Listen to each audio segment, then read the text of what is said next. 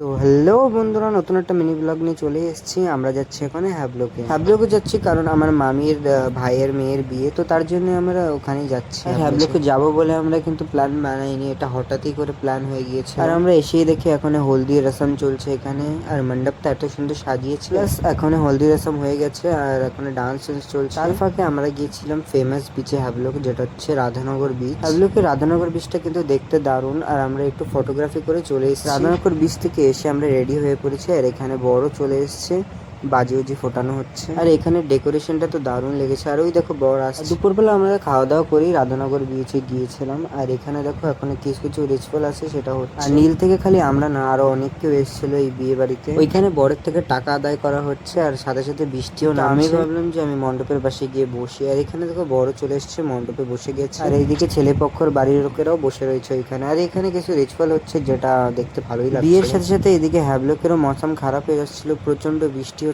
এদিকে সব রিচুয়াল করানো হয়ে যাওয়ার পরে লাস্টে সিঁদুর পরানো হচ্ছে। এইসব রিচুয়াল দেখতে দেখতে রাত অনেক হয়ে গিয়েছিল, প্রায় 10টা সাড়ে 10টা বেজে। আমরা এখন চলে এসেছি খেতে, আর এটা হচ্ছে লাস্ট বৈঠক। দেখতেই পাচ্ছ অনেক মানুষ চলেও গেছে, আর আমরা খাওয়া দাওয়া করে নিয়েছি। আজকের মিলি ব্লগটা অনেক বড় হয়ে গেছে, তো আজকের মতন টাটা, সবাই ভালো থেকো।